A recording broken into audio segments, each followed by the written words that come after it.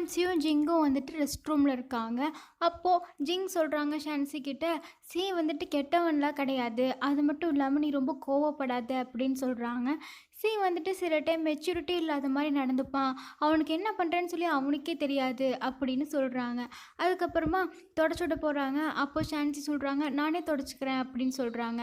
அப்புறம் இன்னொரு விஷயம் சொல்கிறாங்க, என்னென்னா லீ இருக்கான்ல, அவன் இந்த மாதிரி இருந்து நான் பார்த்ததே கிடையாது, இத்தனை வருஷமாக எனக்கு லீயே தெரியும், ஆனால் இந்த மாதிரி கோவப்படுவான்னு எனக்கே இப்போ தான் தெரியும் அப்படின்னு சொல்லிட்டு ஜிங் சொல்கிறாங்க.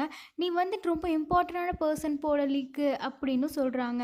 அதுக்கு ஷான்சி சொல்கிறாங்க, "இல்லை இல்லை, லீ வந்துட்டு உங்களை தான் வந்துட்டு லைக் பண்ணுறாரு, அவருக்கு உங்களை தான் ரொம்ப பிடிக்கும், உங்களுக்கும் அதே மாதிரி தானே" அப்படின்னு சொல்லிட்டு கேட்குறாங்க. அவங்க உடனே இருந்துட்டு, "இந்த ட்ரெஸ்ஸு ஷூஸ் எல்லாமே நான் இப்போ தான் வாங்கிட்டு வந்தேன், நீ போட்டுக்கோ" அப்படிங்கிறாங்க. அதுக்கு ஷான்சி, "இல்லை எனக்கு வேண்டாங்கிறாங்க." அவங்க சொல்கிறாங்க, "பொண்ணுங்கள்லாம் எப்போவுமே வந்துட்டு நல்லா நீட்டாக ட்ரெஸ் பண்ணிட்டு தான் இருக்கணும், அப்போ தான் நல்லாயிருக்கும்" அப்படின்னு சொல்லி கொடுத்துட்றாங்க ஷான்சி கிட்ட. அந்த ஷூவை எடுத்து தராங்க. "இந்த ஷூ இப்போ தான் நான் புதுசாக வாங்கிட்டு வந்தேன், பார்க்க நல்லா இருக்குல்ல, இதையும் நீ போட்டுக்கோ" அப்படின்னு சொல்லிட்டு ஷான்சி கிட்ட கொடுத்துட்றாங்க. ஷான்சியும் அவங்களோட ஃப்ரெண்டு குயிங்கும் நடந்து போயிட்டுருக்காங்க. அப்போ அவர் சொல்கிறாரு, "எங்கள் ஊர் வந்துட்டு ரொம்ப நல்லாயிருக்கும்" அப்படின்னு சொல்கிறாரு. "இந்த ஹாலிடேஸ்க்கு வந்துட்டு நம்ம அங்கே போகலாமா" அப்படின்னு சொல்லிட்டு கேட்குறாரு. அப்போது ஷான்சி கேட்குறாங்க, "நீ என்ன நினைக்கிற, என்கிட்ட இருக்கிற காசை வச்சு நான் எப்படி அங்கே வர முடியும்" அப்படின்னு சொல்லிட்டு கேட்குறாங்க. அதுக்கு குயிங் சொல்கிறாரு, "அதனால என்ன பிரச்சனை, காசெல்லாம் பிரச்சனையே கிடையாது ஃப்ரெண்ட்ஸ்குள்ளே" அப்படின்னு சொல்லிடுறாங்க. "நான் பார்த்துக்கிறேன், நீ வா" அப்படின்னு சொல்லிடுறாரு. ஷான்சி இருந்துட்டு அதை கேட்டுட்டு நடந்து வந்துட்டுருக்காங்க. அப்போ அவர் சொல்கிறாரு, "என்னோட அப்பா தான் அங்கே போகலான்ட்டு இருந்தார் ஆன்ட்டியை கூப்பிட்டுட்டு, ஆனால் அது வந்துட்டு கேன்சல் ஆயிடுச்சு" அப்படின்னு சொல்கிறாரு. "அதனால நம்ம 2 பேர் தான் அங்கே இருக்க போகிறோம்" அப்படின்னு சொல்லி அவர் பாட்டுக்கு பேசிகிட்டே நடந்து போயிட்டுருக்காரு. ஷான்ஸுக்கு என்ன ஆகுதுன்னா, அவங்களுக்கு வந்துட்டு மயக்கம் வந்துடுது, அவங்க கீழே விழுந்துடுறாங்க. அப்புறம் குவிங் போய் என்னாச்சுன்னு சொல்லி பார்க்குறாங்க. ஷான்ஸியை எந்திரிக்க வைக்கிறாரு. ஷான்சிக்கு அவங்க அப்பா மருந்து கொடுத்துட்ருக்காரு. "நீ இந்த மருந்து எடுத்துக்கலன்னா அப்புறம் டாக்டர்கிட்ட தான் போகணும்" அப்படின்னு சொல்லி பேசிகிட்ருக்காரு.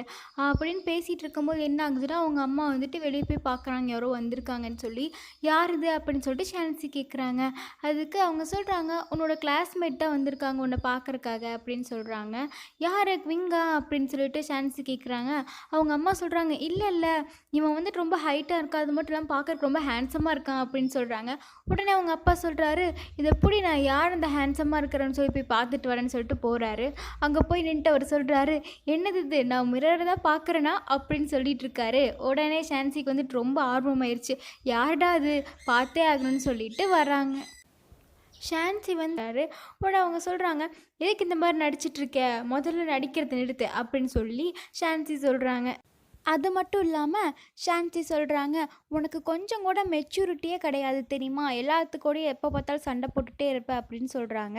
அப்போ அவங்க அம்மா அவங்கள ஒரு அடி அடிக்கிறாங்க மண்டையில். அப்போ சி சொல்கிறாரு, "எனக்கு தெரிஞ்ச ஷான்சி வந்துட்டு என்னை பற்றி தப்பாக நினச்சிட்ருக்கா போல்" அப்படின்னு சொல்கிறாரு. அதுக்கு அவங்க அம்மா அப்பா 2 பேர் சொல்கிறாங்க, "அவள் என்ன பேசுகிறான்னு சொல்லி தெரியாமையே பேசிகிட்ருக்கா" அப்படின்னு சொல்லிடுறாங்க.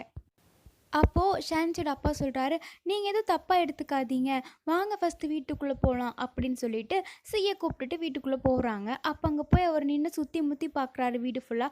பார்த்துட்டு சொல்கிறாரு, "என்னது இது, உங்கள் வீடு இவ்வளோ சின்னதாக இருக்குது" அப்படின்னு சொல்கிறாரு. "நான் வந்துட்டு நினச்சி கூட பார்க்கல இவ்வளோ சின்னதாக இருக்கும்" அப்படின்னு சொல்கிறாரு. அதுக்கு ஷான்சியோட அப்பா சொல்கிறாரு, "நீங்கள் இவ்வளோ ஹைட்டாக இருக்கீங்களே, அதனால தான் இந்த வீடு வந்துட்டு உங்களுக்கு சின்னதாக தெரியுது, எங்களுக்கு கரெக்டாக தான் இருக்குது" அப்படின்னு சொல்கிறாரு.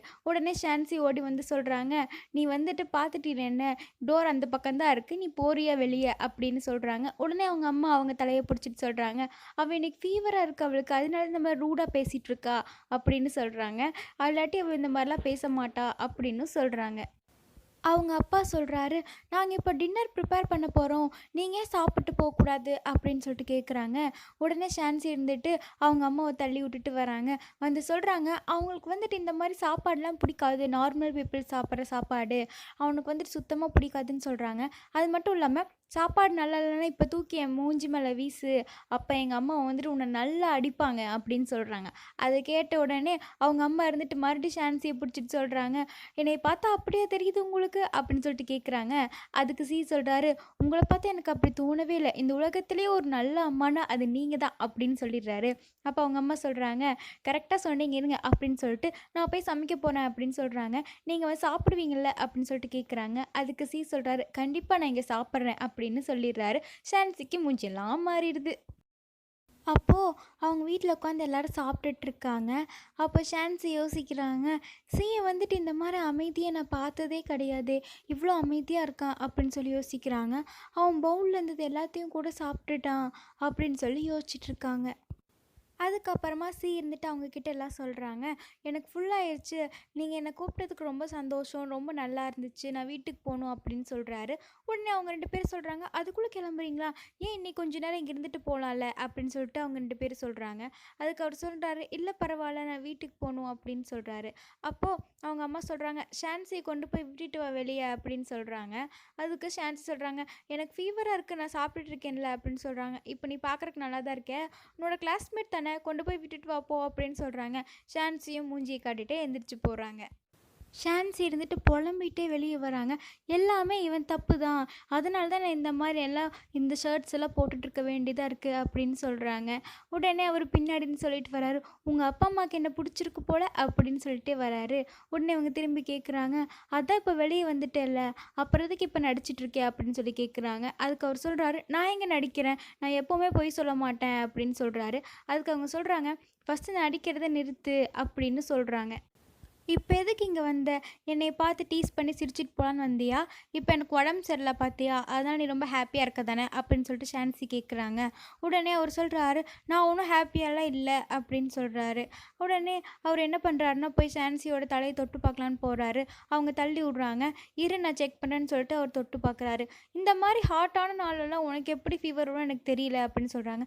நீ என்ன சொல்கிற அப்படின்னு சொல்லிட்டு அவங்க கேட்குறாங்க. ஏன் உனக்கு மட்டும் இப்படி ஆகுது அப்படின்னு சொல்லிட்டு அவர் பேசிட்டு சொல்கிறாரு, சரி இந்த 7 நாள் லீவ் இருக்குல்ல, அப்போ நீ எங்கே போகிற அப்படின்னு சொல்லிட்டு கேட்குறாரு. அதுக்கு அவங்க சொல்கிறாங்க, நான் எங்கே போகிறது, நான் எங்கேயும் போக மாட்டேன் அப்படிங்கிற மாதிரியே சொல்ல வராங்க. ஆனால் அவர் சொல்கிறாரு, நான் வந்துட்டு ஹேவாய் போகிறேன், நீ வரையா அப்படின்னு சொல்லிட்டு கேட்குறாங்க. அங்கேயா, அங்கே போகணுன்னா காசு வந்துட்டு ரொம்ப எக்ஸ்பென்சிவாக இருக்குமே அப்படின்னு சொல்கிறாங்க. அதுக்கு சொல்கிறாரு, வெறும் 50,000 தான் அப்படின்னு சொல்கிறாரு. 50,000 என்கிட்ட 500 கூட கிடையாது அப்படிங்கிறாங்க. அப்போ நீ எங்கே போவ, நானே உனக்கு காசு போட்டால் நீ வரையா அப்படின்னு சொல்லிட்டு கேட்குறாரு.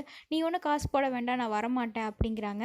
அப்போ நீ எங்கே போவ அப்படின்னு சொல்லிட்டு கேட்குறாங்க. அதுக்கு அவங்க சொல்கிறாங்க, நான் என் ஃப்ரெண்டு கூட குவிங் இருக்கான்ல, அவனோட வில்லேஜுக்கு போகிறேன் அப்படின்னு சொல்கிறாங்க. அங்கே ரொம்ப ஹாப்பியாக இருப்பேன் நான், உன்னை பார்க்க அப்படின்னா எனக்கு ரொம்ப சந்தோஷம் அப்படின்னு சொல்கிறாங்க. சொல்கிறாரு, என்னால் உன்னை பார்க்காம இருக்க முடியாதுன்னு நினைக்கிறியா அப்படின்னு சொல்கிறாரு. அதுக்கு அவங்க சொல்கிறாங்க, பெட்டர் நம்ம பார்க்காமே இருக்கலாம், அதுதான் சந்தோஷம், 7 நாள் நான் ரொம்ப ஹாப்பியாக இருக்க போகிறேன் அப்படின்னு சொல்லிட்டு பாய் பாய் ஃபார் எவர் அப்படின்னு சொல்லிட்டு அவங்க முன்னாடி நடந்து போகிறாங்க. அப்போ கூப்பிட்டு சொல்கிறாரு, லூசு உங்கள் வீடு இந்த பக்கம் இருக்குது அப்படின்னு சொல்கிறாரு. உடனே சான்சி கோவம் திரும்பி எனக்கு தெரியும் அப்படின்னு சொல்லிட்டு அவங்க பாட்டுக்கு போகிறாங்க. சீயும் நடந்து வீட்டுக்கு போகிறாரு. இருந்துட்டு வீட்டுக்கு போயிட்டாரு. அங்கே அவங்க வீட்டில் வேலை செய்கிற ஒருத்தர் வந்துட்டு சொல்கிறாரு, இந்தாங்க உங்களோட டிக்கெட் வந்துருச்சு ஹாவாய் போகிறக்கு, ஏதாவது மிஸ் பண்ணியிருந்தீங்கன்னா அதில் எடுத்து வச்சுக்கோங்க அப்படின்னு சொல்லிட்டு சொல்கிறாரு. உடனே கேட்குறாரு, யார் இப்போ ஹாவாய்க்கு போகிறாங்க அப்படின்னு சொல்லிட்டு கேட்குறாரு. அவர் சிரிச்சுட்டே அங்கேருந்து போயிடுறாரு. அப்போ என்ன பண்ணுறாருன்னா திருன்னு முழிக்கிறாரு. முழிச்சுட்டு அவரும் சிரிக்கிறாரு. ஷான்சியும் அவங்களோட ஃப்ரெண்டும் காரில் போயிட்டுருக்காங்க. எங்கேன்னா அவர் சொன்ன ஊருக்கு. அங்கே போய் ஒரு பீச் வருது. அங்கே போய் 2 பேருமே இறங்கி நின்றுட்டு நம்ம பீச்சில் இருக்கோம், ரொம்ப ஹாப்பியாக இருக்குன்னு சொல்லிட்டு அவங்க பேரை கத்துறாங்க. நான் தான் ஷான்சி அப்படின்னு சொல்லிட்டு கத்துறாங்க. அவரோட ஃப்ரெண்டும் கத்துறாரு, குவிங் அப்படின்னு சொல்லிட்டு அவர் பேரை கத்துறாரு. அப்புறம் ஷான்சி சொல்கிறாங்க, F4 வந்துட்டு ஹெல்லுக்கு தான் போகணும் அப்படின்னு சொல்கிறாங்க, நரகத்துக்கு.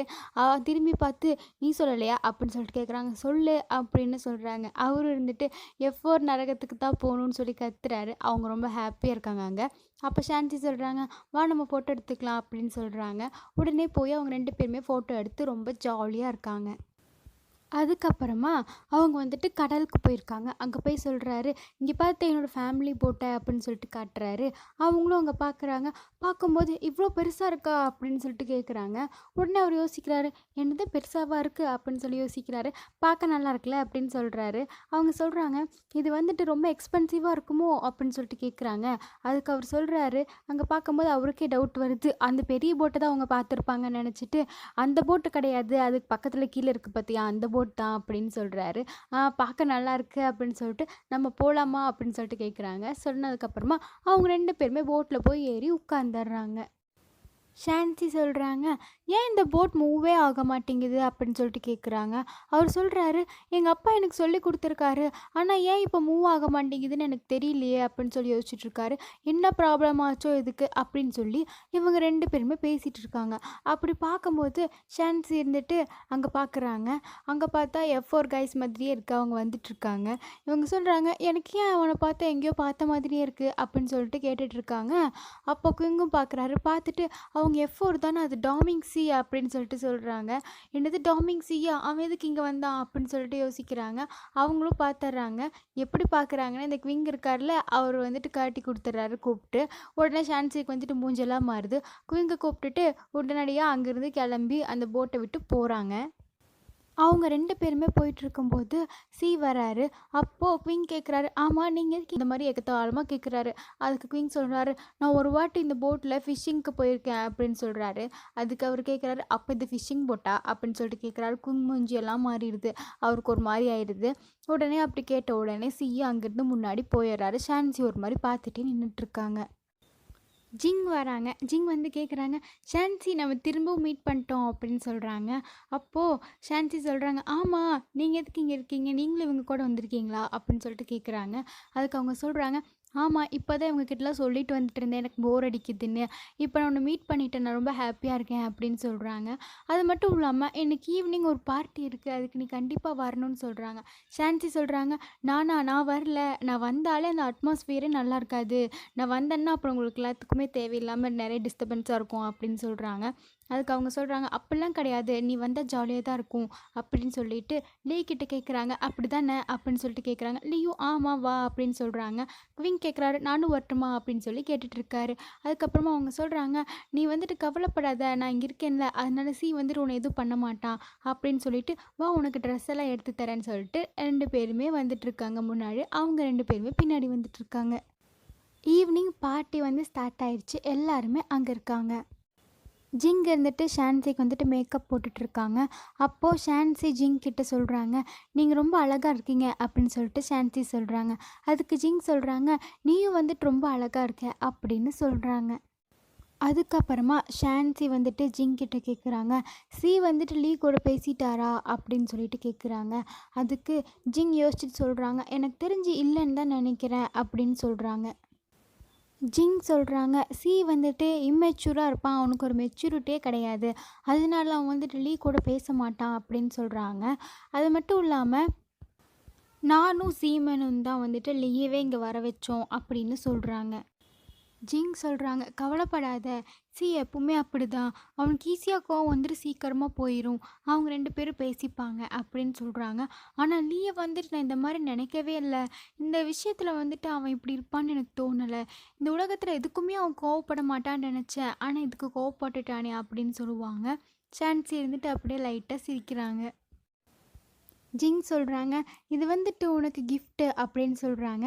உடனே ஷான்சி அதை வாங்கிட்டு சூப்பராக இருக்குது தேங்க்யூ அப்படின்னு சொல்கிறாங்க.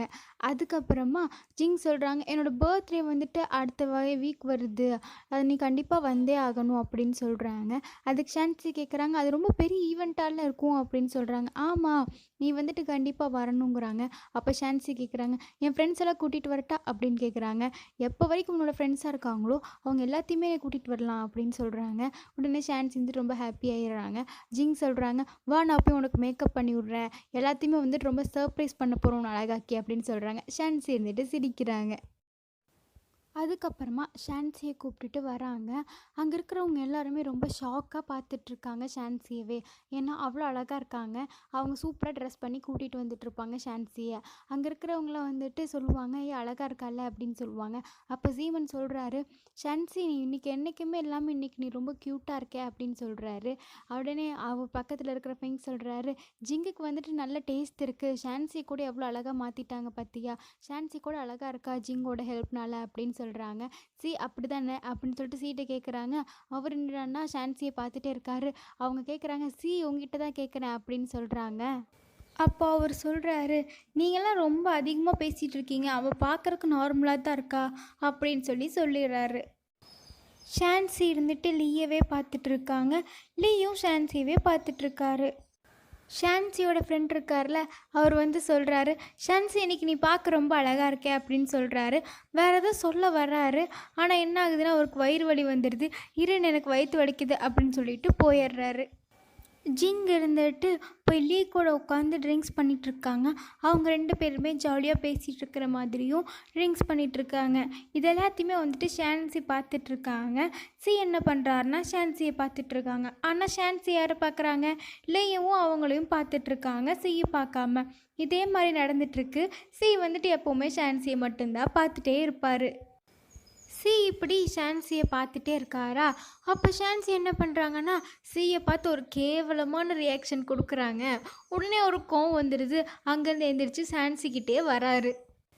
சி வந்துட்டு ஷான்சி கிட்ட போயிட்டுருக்கார்ல, அப்போ கரெக்டாக கிட்ட போகும்போது ஷான்சி யாரோ பின்னாடிருந்து டான்ஸ் ஆடி தள்ளி விட்டுறாங்க. அவங்க போய் சி மேலே அப்படியே விழுந்துடுறாங்க. அவங்க 2 பேருமே கீழேயும் விழுந்துடுறாங்க. கீழே விழுந்தவங்கள பார்த்தா 2 பேருமே கிஸ் பண்ணிகிட்ருக்காங்க. இருக்கிறவங்க எல்லாருமே ஷாக்காகி ஒரு மாதிரி பார்த்துட்ருக்காங்க. அவங்க 2 பேரும் எந்திரிச்சதுக்கப்புறம் சி வந்துட்டு ஷான்சிட்டு கேட்குறாங்க, என்ன எக்ஸ்ப்ரெஷன் இது அப்படின்னு சொல்லிட்டு கேட்குறாங்க. ஏன் இப்படி இருக்க அப்படின்னு கேட்குறாரு. அப்போ அவர் கேட்குறாரு, இதுதான் உன்னோட ஃபஸ்ட்டு கிஸ்ஸா அப்படின்னு சொல்லிட்டு கேட்குறாரு. அப்போ ஷான்சி என்ன பண்ணுறாங்கன்னா லீயை பார்க்குறாங்க. லீயை பார்த்துட்டே இருந்துட்டு அவங்க அங்கேருந்து ஓடிடுறாங்க. அப்போது சி என்ன பண்ணுறாருன்னா அவருக்கு ரொம்ப ஹாப்பியாக இருக்குது. ஷான்சி அவங்க ரூமுக்கு வந்துட்டு யோசிக்கிறாங்க, இந்த வாட்டி எனக்கு ரொம்ப கேவலமான லக் இருந்திருக்கு.